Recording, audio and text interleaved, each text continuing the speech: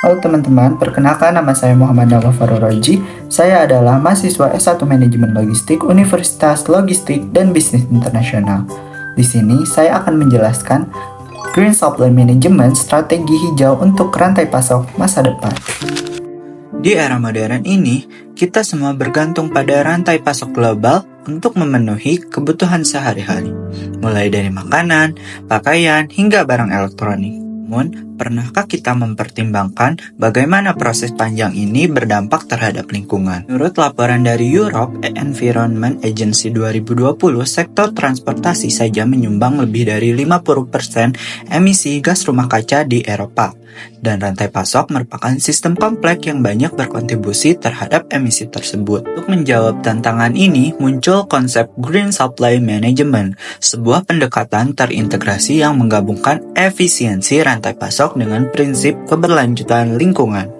Video ini kita akan membahas secara ringkas dan padat apa itu Green Supply Management, mengapa hal ini menjadi penting, dan bagaimana penelitian dan praktik nyata menunjukkan bahwa pendekatan ini adalah langkah penting menuju masa depan yang lebih berkelanjutan.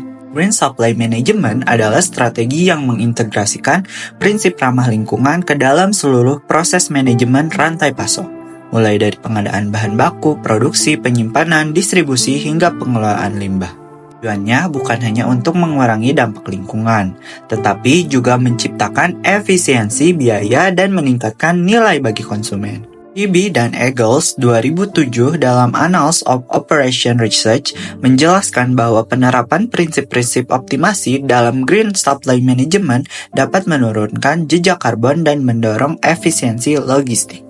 Beberapa contoh konkret dari implementasi ini adalah pemilihan supplier yang menggunakan energi terbarukan, pemanfaatan teknologi berbasis AI untuk optimasi rute dan produksi, hingga penggunaan kemasan yang mudah terurai. Intinya, pendekatan ini menyentuh semua aspek rantai pasok, bukan hanya pada logistik saja.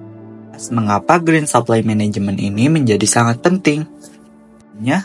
Terletak pada dampak nyata dari aktivitas rantai pasok terhadap ekosistem dan masyarakat. Segret et al. 2012 melalui riset Europe Journal of Operational Research menegaskan bahwa supply chain konvensional yang tidak memperhitungkan dampak lingkungan dapat menyebabkan kerusakan habitat, polusi udara dan air, serta pemborosan sumber daya.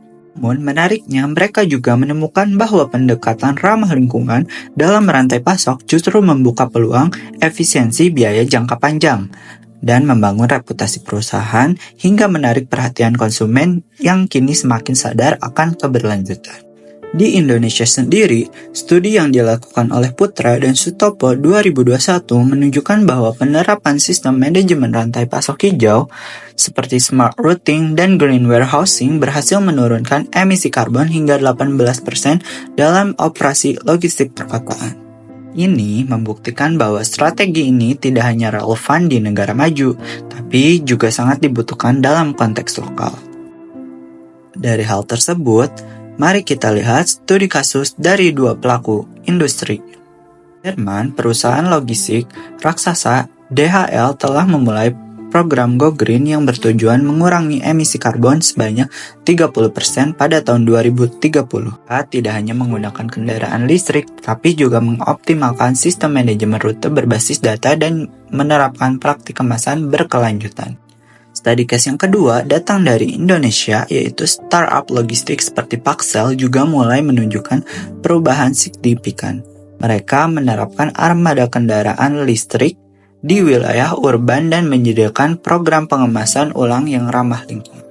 Menurut Yulianti dan Hidayat tahun 2020, strategi Green Supply Management tidak hanya berkontribusi pada penurunan emisi, tetapi juga memperkuat posisi brand sebagai perusahaan yang peduli lingkungan. Studi-studi tersebut menunjukkan bahwa Green Supply Management bukan sekedar ide futuristik, melainkan sudah menjadi praktek nyata di dunia industri. Sebagai penutup, penting untuk kita pahami bahwa Green Supply Management bukan hanya tanggung jawab perusahaan besar atau lembaga pemerintah. Ini adalah langkah kolektif yang melibatkan seluruh pemangku kepentingan, mulai dari mahasiswa, profesional, hingga pengambilan kebijakan. Kini saatnya kita semua mengambil peran. Bayangkan jika seluruh rantai pasok di Indonesia menerapkan strategi hijau dari hulu hingga hilir. Kita bisa menciptakan sistem ekonomi yang lebih bersih, tangguh, dan bertanggung jawab. Jadi, mari kita ubah cara kita mengelola rantai pasok dengan lebih bijak dan lebih berkelanjutan.